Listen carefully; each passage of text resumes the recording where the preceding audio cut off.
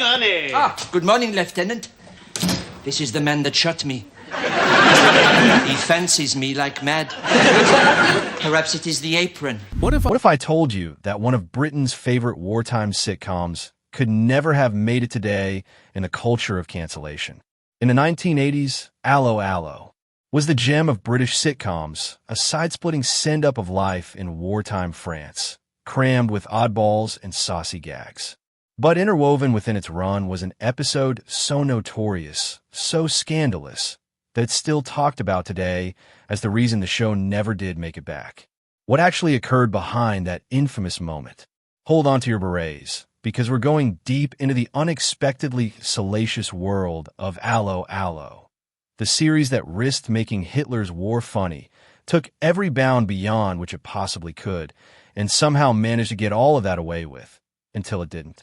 The birth of comedy chaos, it's 1982, and two English comedy scriptwriters have the crazy idea to devise a sitcom mocking Nazi-occupied France. Can't possibly be a career-ending act, can it?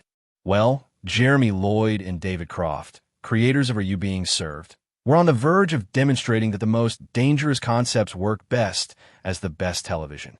Allo Allo exploded onto BBC television with a scenario so preposterous it shouldn't have succeeded. In the imaginary French village of Neuvien during World War II, the show revolved around René Artois, a flighty cafe owner stuck between resistance fighters, German officers, and his roving eye for the waitresses. But here's where it gets interesting. This was not your run-of-the-mill wartime drama. This was comedy gold in controversy, and it was going to be one of the most-watched programs in British television history. The creators of the show took every holy cow of wartime television and made them comedic material. German officers were inept fools with sausage fetishes and a penchant for pilfering art. French resistance fighters were inept clowns. Even the British flyers were portrayed as upper-class twits who cared more about tea than plotting their escape. What made Allo Allo so perilously astute was its devotion to stereotypes. Every character was a cranked-up caricature that would send today's sensitivity readers into cold sweats. The Germans uttered VOT for what? The French resistance fighters twisted English sentences, and Officer Crabtree's mispronounced French became the stuff of legend with phrases like good moaning for good morning. The show's best-kept secret? It mocked everybody without exception. No nationality, no clique was immune to its satirical edge. During an age when political correctness was still in the future, Allo Allo was allowed to make transgressions unthinkable today. And transgress they did. From René's numerous affairs to innuendos that flew completely over kids' heads but left grown-ups in guffaws, the show was a lesson in cheeky British wit. Catchphrases like, "You stupid woman," and "I was pissing by the door when I heard two shats" became ingrained in a generation's psyche. The casting was inspired. Gordon Kaye as René successfully conveyed the exact mix of timidity and suave charm required for the character. Carmen Silvera, as his wife Edith, sang her tone-deaf numbers with such seriousness that they became a comedic cult classic. And let's not forget Richard Gibson as the menacingly absurd Her Flick. But arguably the show's most contentious element was its timing. Here was a comedy lightening one of the darkest moments in history, and through some unforeseen miracle, it succeeded.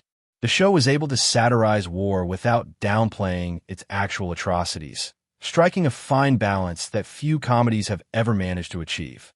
Pushing boundaries in the 80s and 90s now, onto what made Allo Allo so scandalously fun. This program did not merely break rules. It demolished them with a wink of an eye and a listen very carefully. I shall say this only once. Sexual innuendos filled the air, presented in plain sight like René's signature art. The program excelled at crafting double entendres that would cause even the most adult observer to blush. René's ongoing relationships with his waitresses weren't subplot fodder, they were part of the show's saucy charm. Consider the infamous sausage episodes. The show played food metaphors so suggestively freewheeling. It's a wonder they made it past the BBC censors.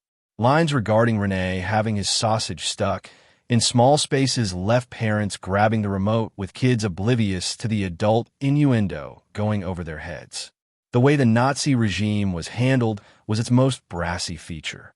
In the era when World War II memories were still young, Allo Allo was bold enough to portray the Third Reich as completely inept. Colonel von Strom and Captain Gearing were depicted as art-mad buffoons who cared more about pillaging than defeating the enemy. Herr Flick, who was allegedly the most dreaded Gestapo man, came across as a leather-clad stereotype addicted to Renee. The homoerotic overtones in Flick's character would never cut it in the television world today, as such a role would be categorized as insensitive and problematic. The resistance group was not spared either. Michelle Dubois, with her awful disguises and complicated schemes, embodied all spy thriller stereotypes flipped on their head. Undefined her infamous, listen very carefully, catchphrase became legendary, but her schemes were so absurd they came close to being ridiculous. One of the most shocking things about the show was the way it treated war violence with such nonchalance. Characters frequently talked about executions, torture, and death as if they were nothing, and the show made war atrocities seem to approach the level of farce, skirting a line that would take breathtaking talent to maintain. Special credit must be given to the costume department for their role in the furor. From her Flick's leather-tight uniforms to the waitress's skimpy uniforms, each fashion statement appeared to be pushing the limits a little more. Linguistic incorrectness was another arena in which Allo Allo battled to dominate comedy. Accents and mispronunciations used on the show provided humor, now deemed culturally insensitive. Officer Crabtree's butchered French, the German officers VOT and Ville, and the over-the-top French accents all helped create a comedic mosaic that would be objectionable to modern viewers. The program also cut corners when it came to historical accuracy. Though it was set during the Nazi occupation, the characters acted more like they were in a bedroom farce than in the midst of war. This light take on one of history's darkest times was both the best thing about the show and its most contentious feature. The rumors and the reality here's where it gets really interesting, and we must distinguish fact from fiction. There's been a long-standing rumor going around that Allo Allo was abruptly canceled over a particularly incendiary scene that pushed one boundary too far. But is there any substance to this rumor? The internet is abuzz with speculation over what this fabled final scene might have entailed. Some fans imagine it involved a tasteless joke about concentration camps. Others think it was a scene that insulted actual historical figures too brazenly.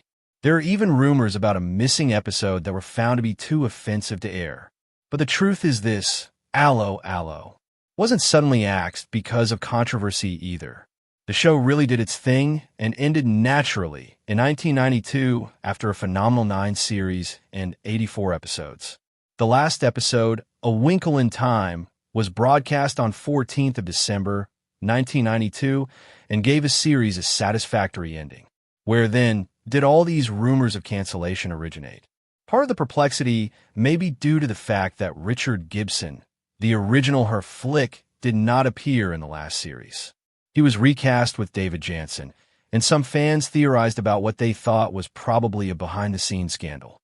The real reason is more prosaic, but no less fascinating. The creators of the show, Lloyd and Croft, were convinced that they had finished their tale and were ready to proceed. By 1992, the series had been on the air for 10 years, and the writers felt it was time to let Renee and crew have a decent send-off. But that does not mean that the series did not have its own controversies throughout its run. There were episodes that were so edgy that they raised more than a few eyebrows, even in the more liberal 1980s. The handling of dramatic wartime issues by the show using a comedic approach was always precariously balanced. A much-discussed aspect was how the show handled collaboration during the occupation. Renee's character switched allegiances constantly, assisted Germans, aided the resistance, and took care of himself first, a morally gray representation that some critics felt was troubling. The show also drew criticism for the flip way it handled wartime trauma. Characters talked about bombings, killings, and deportations in a levity that unsettled some viewers. The comedy framework permitted the show to treat these heavy subjects, but it also implied taking them less seriously than they warranted. There were also shows that explored tricky subjects such as art theft, which was a grim and real feature of Nazi occupation. The humorous depiction of German officers pilfering artworks in the television series, while historically accurate, was occasionally criticized for trivializing cultural destruction. Rumor mills have been working overtime, speculating on whether certain episodes have been quietly pulled from rotation. Some fans have pointed out that reruns of the series occasionally bypass some episodes, which has led to speculation regarding censorship and content warnings. Why it could never be produced now, let's call it like it is here. If someone were to pitch Allo Allo to a TV network now, they'd get hustled out of the building quicker than Renee evading the Gestapo. The contemporary television world is an entirely different creature than the 1980s and 90s. Audiences nowadays are more delicate about being culturally stereotyped, historically inaccurately represented, and misrepresented in the media. A show that based its entire premise on over-the-top national stereotypes would be instantly criticized. Consider this. Every single character on Allo Allo was a stereotype on legs. The incompetent Germans, with their love of efficiency and sausages. The inept French resistance, who couldn't even put together a decent evacuation plan. The tough British airmen who had their high society accents pushed to absurd levels. In the current climate of heightened cultural sensitivity, these kinds of depictions would be offensive and dangerous. The show's flippant handling of sexual harassment would be another substantial roadblock. Renee's serial philandering and sexual harassment of his waitresses was played for laughs, but contemporary audiences would naturally consider it workplace harassment. The dynamics between boss and staff would be interpreted through an entirely different prism. Social media would have had a field day with Allo Allo. Twitter would be filled with think pieces on the problematic aspects of the show. Hashtag campaigns would call for its removal from streaming services. Cultural critics would pen lengthy essays on how the show reinforces terrible stereotypes and downplays historical trauma.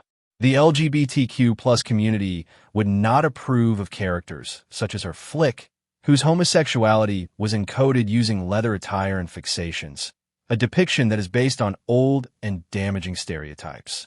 Contemporary television aims for honest and respectful LGBTQ+ representation, of which Allo Allo would have fallen well short.